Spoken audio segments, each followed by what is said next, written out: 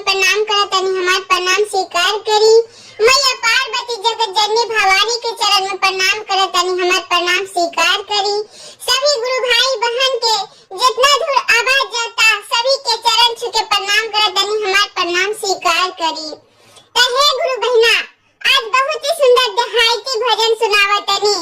तो एगो गांव में एगो व्यक्ति रहे, वो रोज दिन ठेला चलावत रहे, ठेला चला के अपन बाल बच्चा के परवरिश करत रहे।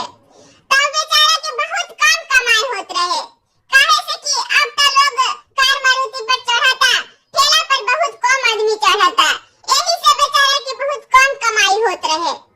तो मेहरारू जब आवे घर में तो मेहरारू खटपटाए लगे, कहे कि मोना कुछ नहीं के कमात, नतिया के बेटा जाता और ऐसा ही बाजार में टहल के चलावता, कुछ नहीं खिलावत।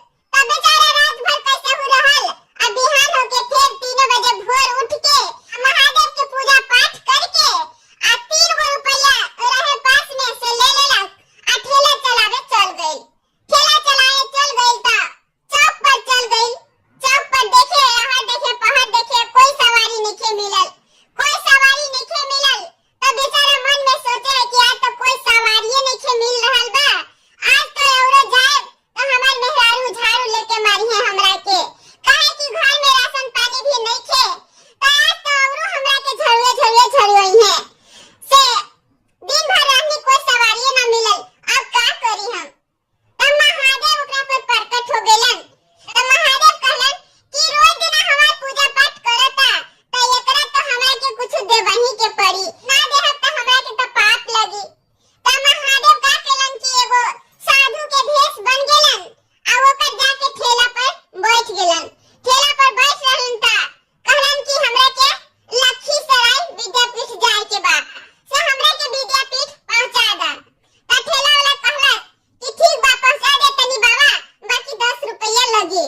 तो साधु कहलन कि देख हमरा पास 1 रुपया नहीं थे, तहरा पहुंचावे के बा तो तू पहुंचावा ना तो बोला। तो ठेला वाला सोचलक कि ऐसा ही तो कुछ कमाई ना, नहीं के कमाई होत, आई साधु बा तो कहीं हमरा के शराब उराब दे दी है तो और हमार कमाई में ना हुई है। तो कहलस कि अच्छा ठीक बा बाबा, रवा बैठी ना, हम पहुंचा देतनी। बैठ गेलन साधु बाबा, बैठ गेलन त थोड़े दूर गेल त ठेला वाला कहलस कि ए बाबा, रवा इतना ज्ञानी बनी त रवा एगो कहानी कही ना, रवा कहानी सुनते सुनते रवा के घर पहुंचा देव। मन में सोचला कि कहानी सुनते जाए तो पैसा की टेंशन ना होई, तो साधु बाबा के घर पहुंचा देव, कम से कम टेंशन से फ्री त रहब ना।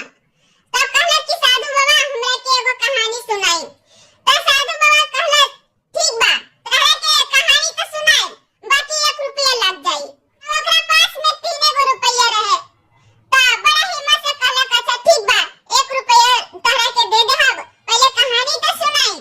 तो साधु बाबा कहलन कि 10 गो के कहानी माने के चाही, चल कहानी हो गई, 1 रुपया निकाल। ठेला वाला चढ़ा गई, कहलस कि इतना ही मेरा और कहानी हो गई।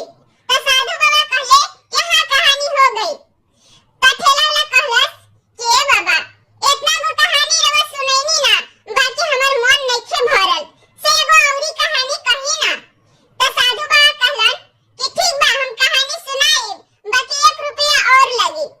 तो ठेला वाला कहलन कि हमरा पास तो 3 रुपया रहल, तो 1 रुपया तो इनका के दे देनी, अब 2 रुपया बचल, तो ठीक बा 1 रुपया और दे देहब। तो ठेला वाला कहलन अच्छा ठीक बा 1 रुपया दे देहब, एगो कहानी तो सुनाई।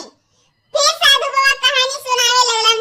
तो कहलन सच बात मेहरारू के कबो ना बतावे के चाही, चल कहानी हो गई, 1 रुपया निकाल।